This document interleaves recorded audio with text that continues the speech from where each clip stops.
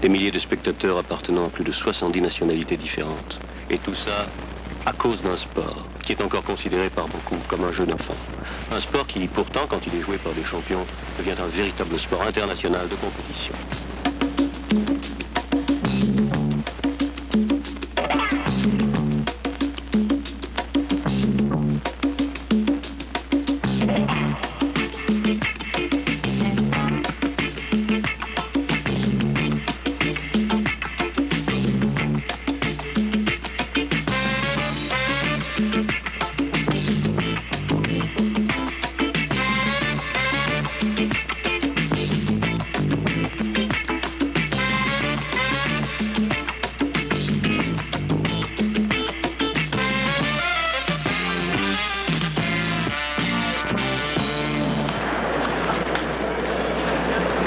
Ce fut le plus important des grands événements sportifs jamais organisés en Grande-Bretagne.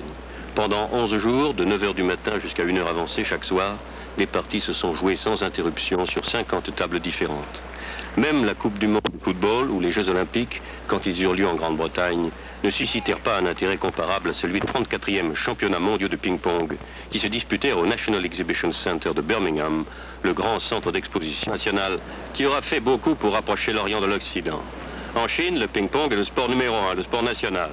Aussi, les joueurs chinois partaient favoris. On s'attendait à ce qu'ils remportent les principales épreuves. Mais malgré cela, il est certain que les Européens qu'ils allaient rencontrer l'adversaire. Dès le début, le professionnalisme des joueurs fut mis en évidence. Quand les Chinois jouent à Pékin, des milliers de spectateurs viennent les applaudir. Quand on les regarde jouer ici à Birmingham, on comprend facilement pourquoi.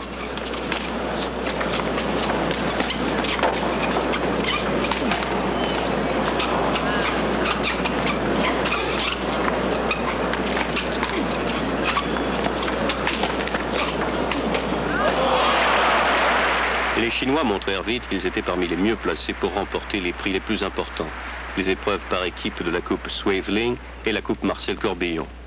Leurs raquettes et leur style de jeu, surtout leur façon de tenir leur raquette comme un porte-plume, fascinaient les spectateurs et déroutaient la plupart de leurs adversaires. Et les jeunes Chinoises prouvèrent, elles aussi, qu'il fallait compter avec elles. Mais malgré tout, quelques joueuses britanniques, comme l'anglaise Carol Knight, qui lutta avec une volonté farouche, leur donnèrent du fil à retordre.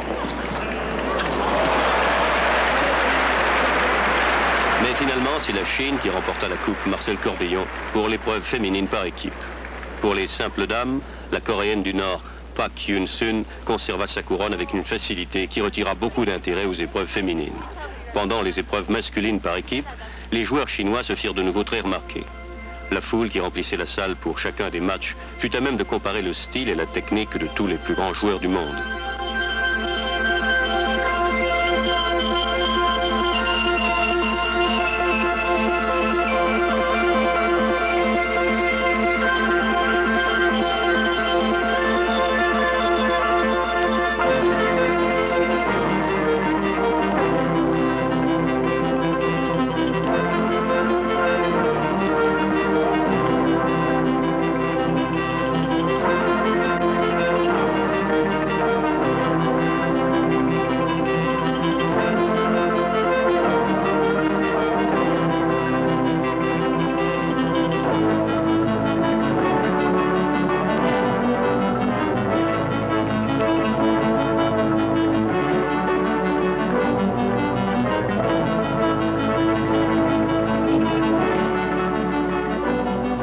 Stellan Bäckström, le champion suédois numéro 1 qui paraît rapide même au ralenti, semblait bien déterminé à se battre comme un lion.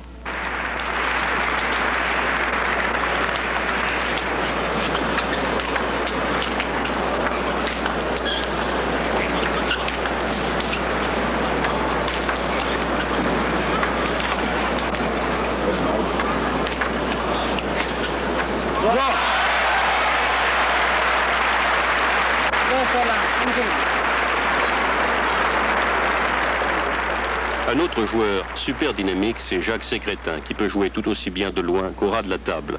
Il a été champion de France pendant 10 ans consécutivement.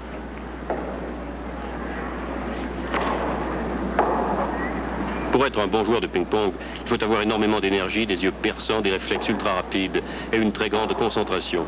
Il faut pouvoir se concentrer sur chaque coup sans jamais se laisser distraire.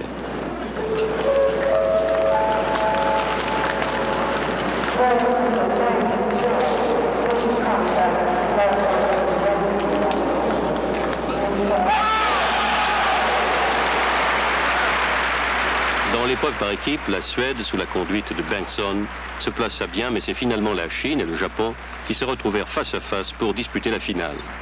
Les Chinois prirent rapidement la tête en remportant les 2 premiers sets. Au cours du premier jeu du 3e set, le japonais Norio Takushima sert à Ko Yaohua.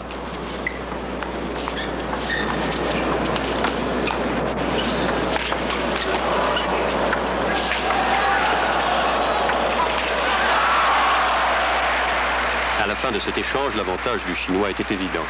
Le score était de 8-19. Takushima au service, il va bien sûr tout faire pour retourner la situation.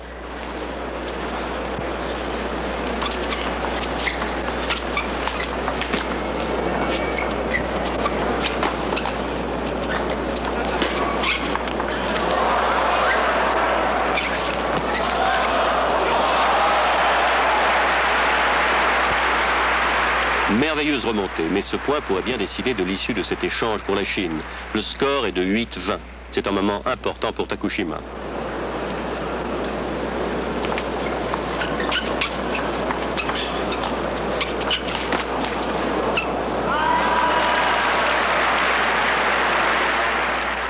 Et c'est un jeu de plus pour la Chine qui établit ainsi une avance qu'il sera difficile d'arrêter. Et au cours de l'échange suivant, la Chine prit de nouveau la tête. Vers la fin de cet échange, le score était de 19-7. UA sert Takushima.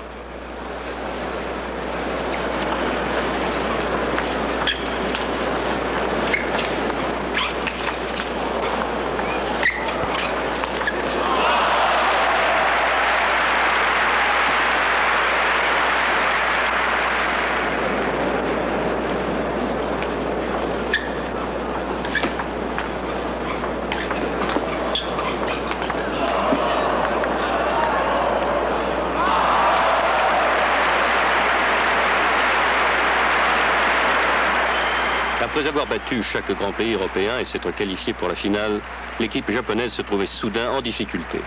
La Chine gagnait peu à peu du terrain. Au cours du match suivant, Liang Keliang prit rapidement la tête devant Mitsuru Kono. À ce moment précis, au cours du 2e échange, la Chine menait par 20-15.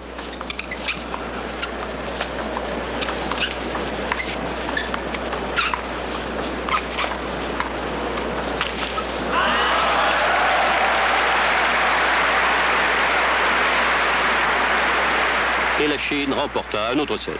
Mais au cours du match suivant, on eut l'impression que les choses allaient peut-être changer. Le japonais Mehara menait la vie dure à Yaohua, et à ce moment précis, il menait par 17-15.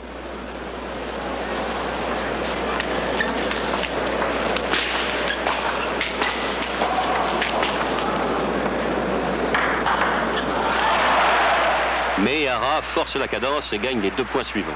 Le score est de 18-20. C'est le Chinois qui sert. On dirait bien que le Japonais va remporter ce jeu.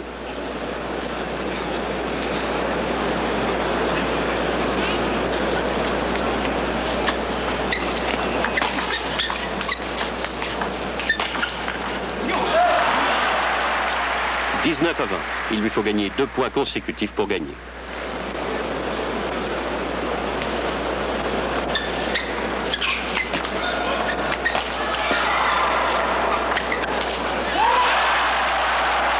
Ça fait 20-20. Tout est encore possible pour chacun des 2 hommes.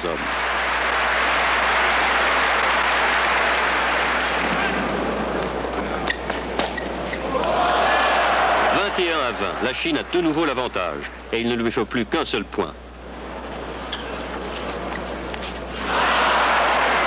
Et ça fait 21-21.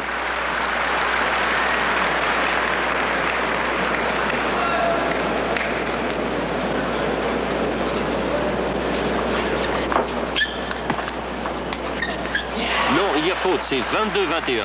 UA a merveilleusement repris le dessus. Et c'est la Chine qui marque le point qui décide de l'issue du match.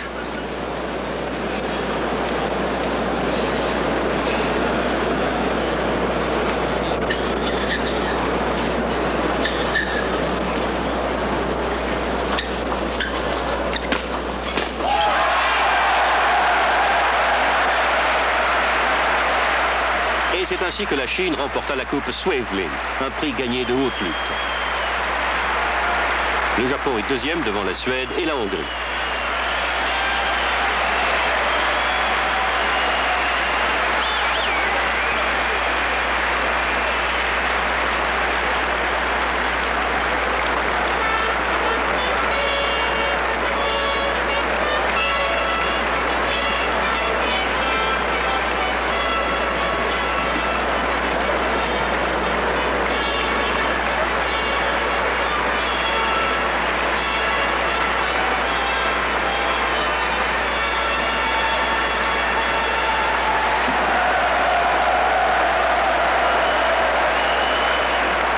se demandait maintenant si la Chine allait renouveler son succès dans les épreuves individuelles et particulièrement dans les simples messieurs. Mais il a fallu attendre 5 jours et les résultats de nombreux matchs avant de connaître la réponse.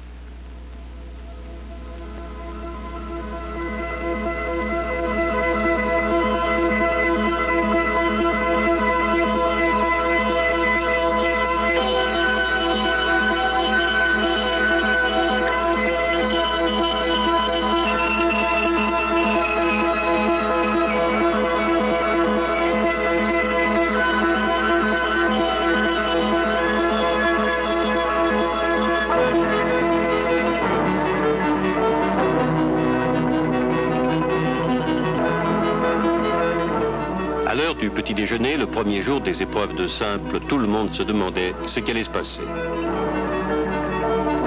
Desmond Douglas, qui avait déjà battu un grand nombre de joueurs de tout premier ordre au cours de la saison, représentait le grand espoir pour l'Angleterre. Il habite Birmingham. Aussi, quand les équipes se sont rendues au grand centre national des expositions, situé justement à Birmingham, il n'a pas dû se sentir trop dépaysé.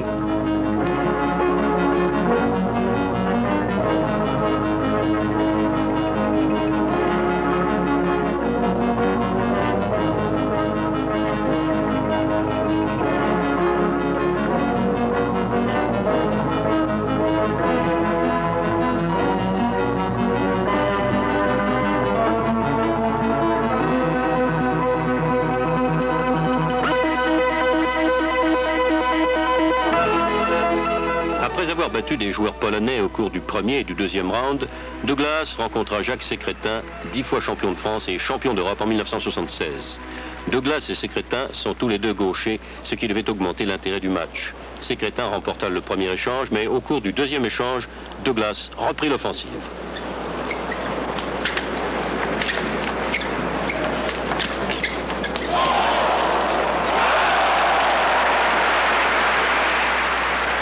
Vers la fin du deuxième échange, le score s'était égalisé, mais Sécrétin avait toujours un jeu d'avance et Douglas savait que pour égaliser, il lui fallait remporter les 2 points suivants. «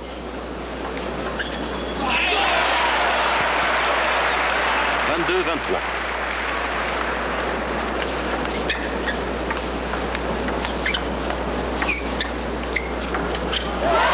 Et c'est de nouveau égalité, 23 partout. Le résultat est dans la balance. «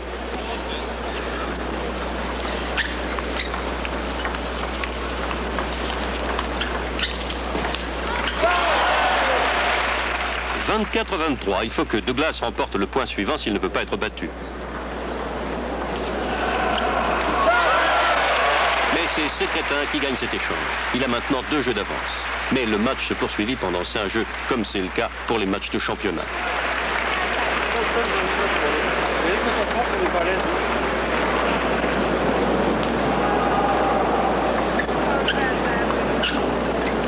Douglas remporta le 3e échange, mais pendant le 4e, Sécrétin prit rapidement la tête. Quand le score fut de 18-8, Douglas paraissait être dans une position désespérée. Mais malgré tout, il continuait à se battre avec le courage du désespoir.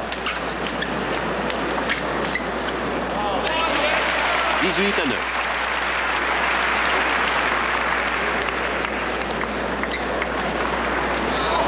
Et c'est un point de plus pour Sécrétin. Et quand le dernier point se joua, Sécrétin menait par 20-11.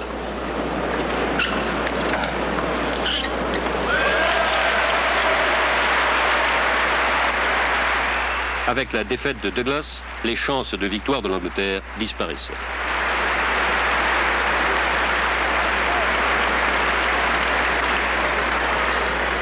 Sécrétin continua jusqu'au 4e round, au cours duquel il rencontra Huang Liang. Ils remportèrent 2 jeux chacun, puis Liang prit la tête pendant le dernier échange, et quand le score fut de 20-16, ce fut au tour de Sécrétin de se trouver dans une position désespérée.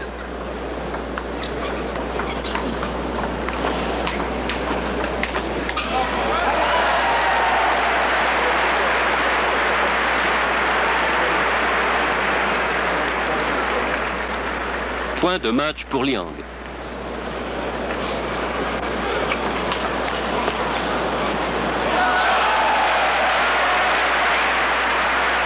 On commençait à penser que les Chinois étaient imbattables, mais les championnats réservaient encore de nombreuses surprises. Et au cours d'un autre match, le Yougoslave Zoran Kasanovic joua une partie très disputée contre Li Chen-chi. Après qu'ils aient remporté 2 jeux chacun, ce fut le grand moment de ce match.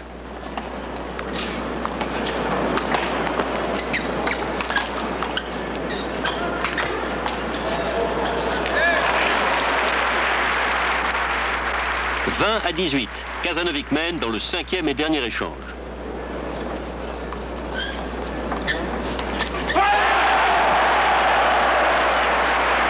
Mais la chance de Kazanovic allait être de courte durée. Au cours de la rencontre suivante, il fut battu par Wilfried Lick d'Allemagne fédérale. Sur une autre table, toute proche, le Chinois Li Yuxiang rencontrait le champion du monde du moment, le Hongrois Istvan Jonier. Jonier remporta la partie par 3 jeux à 1 et on pouvait raisonnablement penser qu'il allait conserver son titre.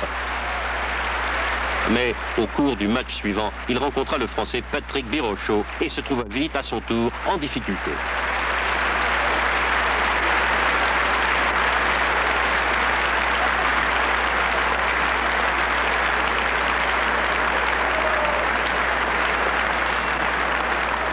Au cours du 3e jeu, le score est de 19-14 et c'est Birochot qui mène. C'est le Français qui sert et Jonier s'efforce désespérément de rester dans la course.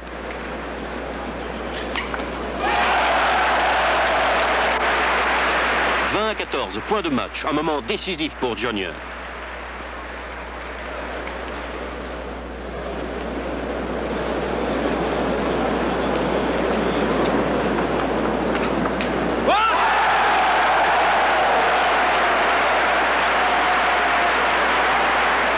Ce fut la première, la plus grande surprise de ce championnat. Patrick Birochot, 22 ans, battait l'un des champions les plus expérimentés de ce sport. Il méritait bien les félicitations de son équipe et la griserie d'une victoire à laquelle nul ne s'attendait. Mais pour le match suivant, Birochot rencontra le japonais Mitsuru Kono et la possibilité de remporter le championnat sembla soudain bien incertaine. Kono remporta les 2 premiers jeux et au cours du 3e jeu, avec un score de 20-16, il n'eut aucune difficulté pour gagner ce match.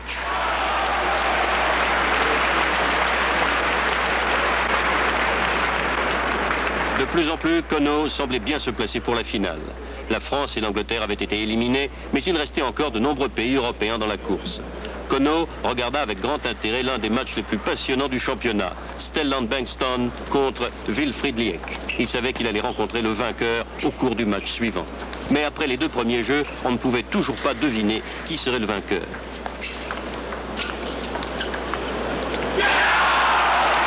Le score est de 20-16 pendant le 3e échange. Liek consolida son avance et remporta ce jeu. Le score était maintenant de 2 jeux à 1. Bengtsson savait que pour ne pas se faire éliminer, il fallait qu'il remporte les 2 échanges suivants. Le score était 14-17 pendant le 4e jeu.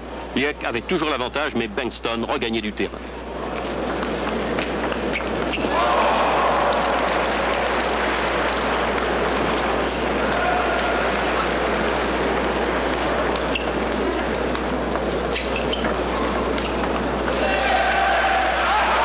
Sans se laisser distraire par le bruit provenant des tables voisines, Bengtsson remporta cet échange. Le score était de 2 jeux à 2. Tout dépendait maintenant du dernier échange. Au milieu de celui-ci, le score était toujours à égalité.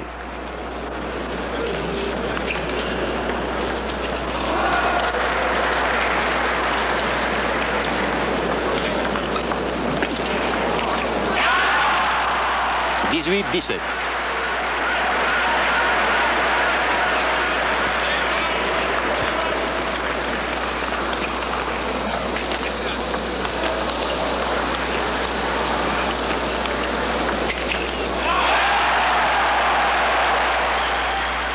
Partout.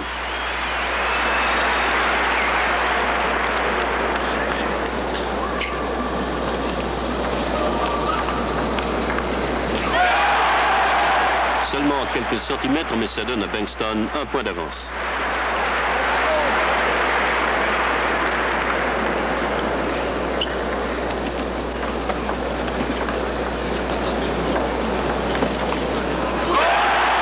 C'est le point dont dépend l'issue du match. Wilfried Liek va jouer les balles les plus importantes de cette partie.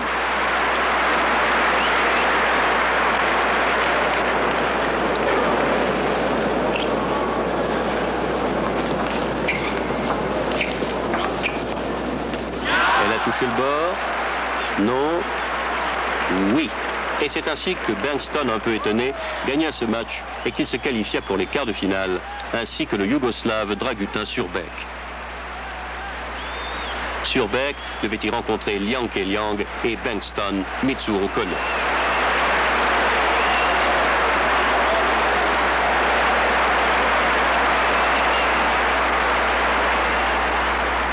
Ils ont gagné 2 jeux et tout dépend du dernier échange. Kono a 3 points d'avance et Bengtson se trouve en position critique.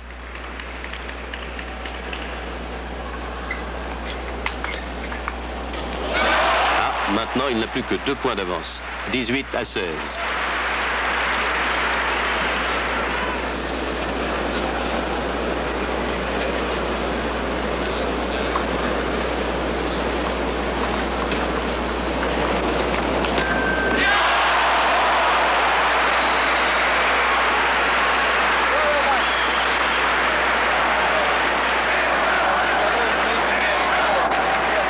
Les supporters de Bengtson ne semblent pas douter de l'issue du match. Le score est de 17-18.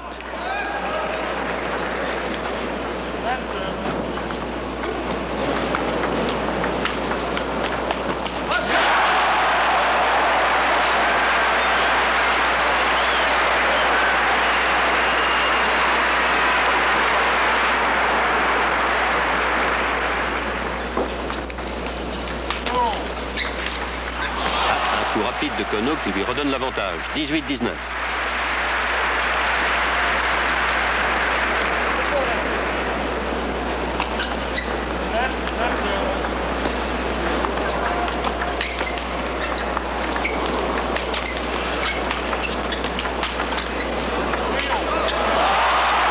Quel match fantastique. Les milliers de spectateurs qui y assistent retiennent leur souffle. 18-20. Kono va servir et c'est le point dont dépend l'issue du match.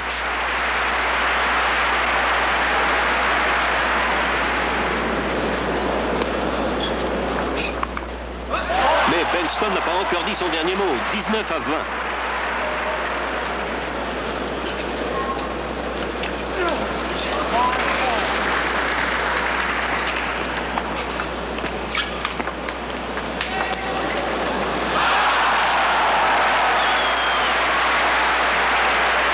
Oh, quelle fin de partie.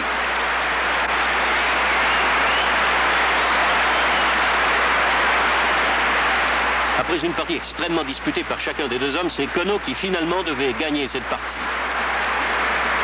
Mais on ne savait toujours pas quel autre joueur allait participer au final.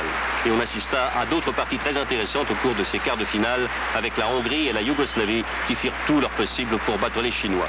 Le résultat de nombreuses rencontres fut difficile à prévoir jusqu'à la toute dernière minute, comme ce fut le cas avec Ćurbeck contre Liang Ke-liang. Le résultat de cette rencontre ne se décida que pendant le 5e et dernier jeu.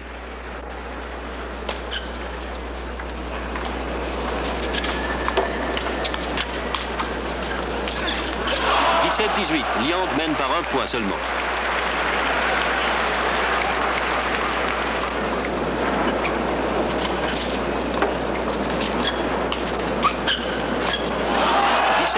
Maintenant, Ćurbeck devrait absolument remonter le courant.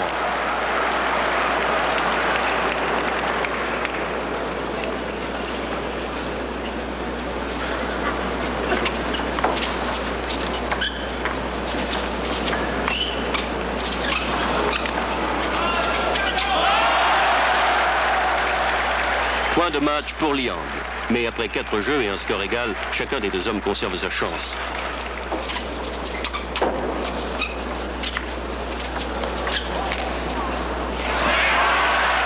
« 18-20.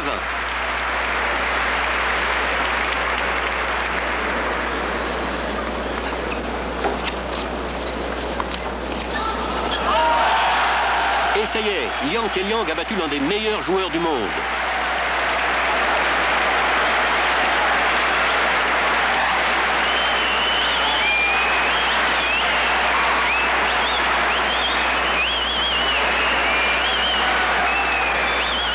Au cours d'un autre quart de finale, João Yaoua devait rencontrer le Hongrois Tibor Klampár qui remporta il y a quelque temps déjà le championnat européen et le championnat mondial des doubles en compagnie d'Itzvan Jr.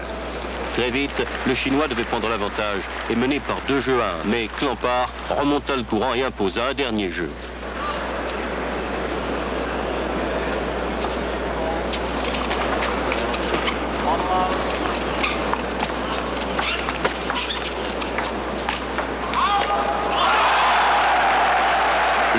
maintenant de 18 à 20. Ce point pourrait bien donner la victoire à Liang.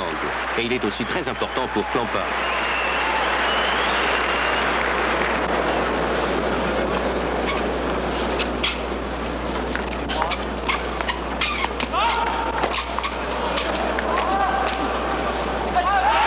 À 20.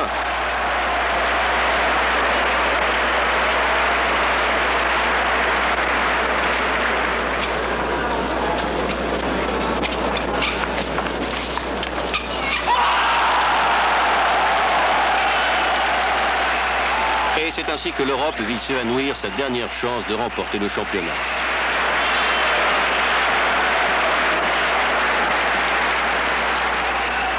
Et finalement, c'est le Japon et la Chine qui disputèrent le match de championnat. Mitsuru Kono contre Kuao Yaohua.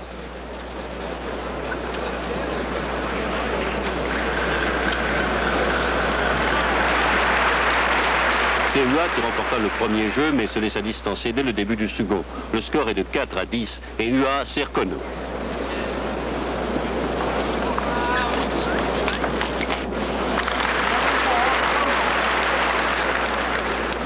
Service à Kono. Le score 11 à 4.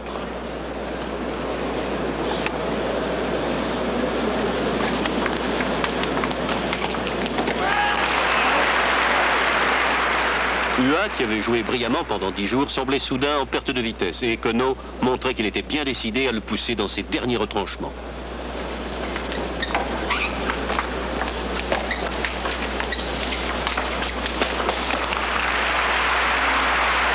À 4.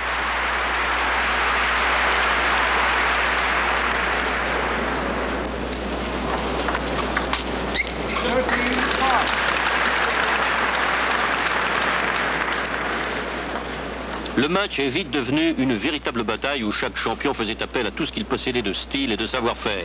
Kono s'efforçait par tous les moyens de fatiguer son adversaire très agressif.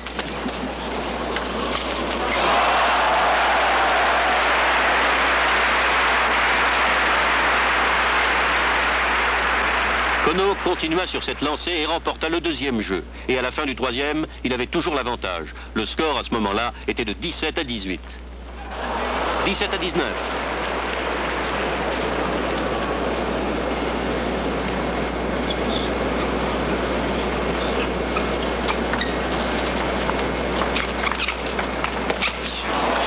À 19. L'écart n'est toujours pas très grand. Hua utilise au maximum son service et son coup droit avec effet sur le dessus de la balle. Il tient sa raquette comme on tient un stylo, ce qui lui permet de réagir très vite devant les attaques de son adversaire.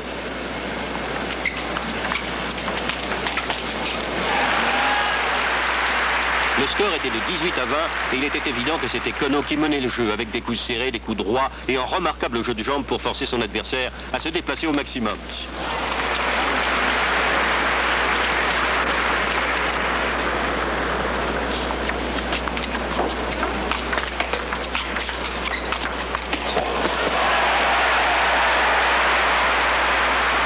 Kono avait maintenant un jeu d'avance et il allait poursuivre cet avantage au cours du jeu suivant. Le score était maintenant de 8 à 15 et Hua avait fort à faire pour remonter le courant.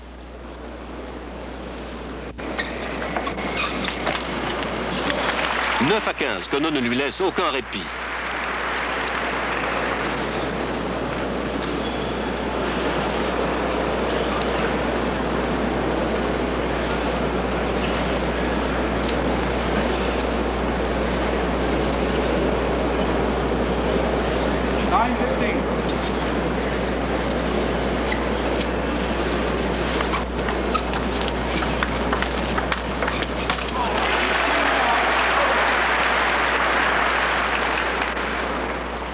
À 9, service à Kono qui a toujours l'avantage.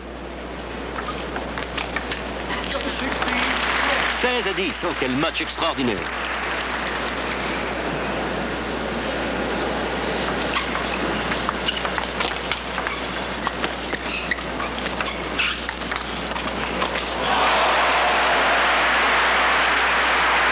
17 à 10, Hua va avoir du mal maintenant à remonter le courant.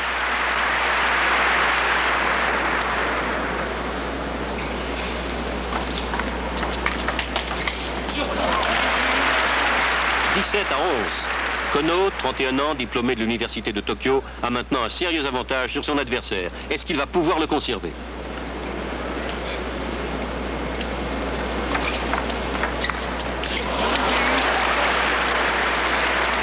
« 17-12, il n'a plus que 5 points d'avance. S'il peut conserver cette avance, il va pouvoir peut-être réaliser ce qui doit être le rêve de sa vie. »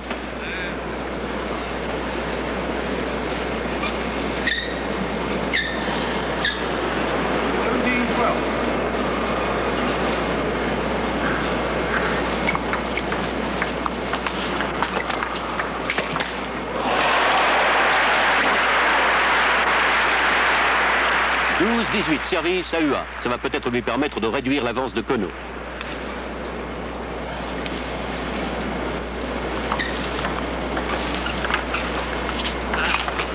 Ah, là, il n'y avait pas le moindre doute.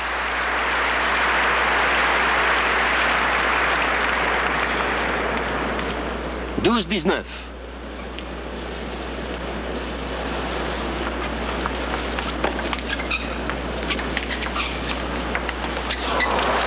13-19. Les spectateurs sont assis sur le bord de leur siège. Aussi, croyez bien que pour Kono, que 2 points seulement séparent du titre mondial, la tension nerveuse doit être extraordinaire.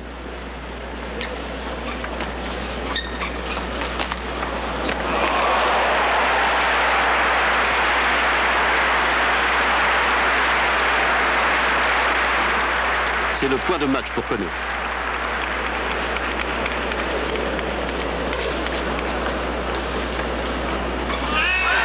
Et voilà, après 700 parties, le titre mondial masculin des simples est remporté par Mitsuru Kono devant Kuao Yaohua, deuxième.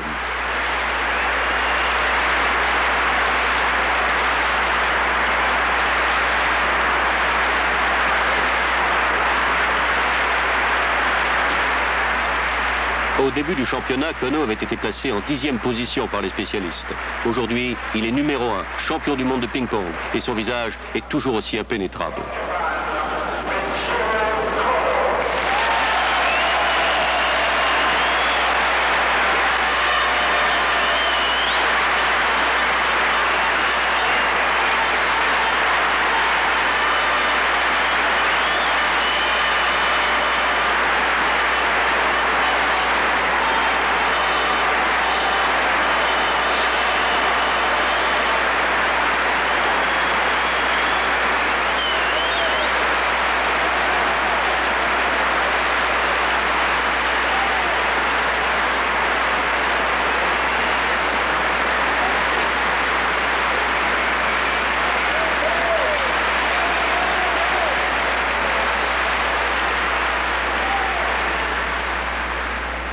Et maintenant, c'est de nouveau le calme et le silence.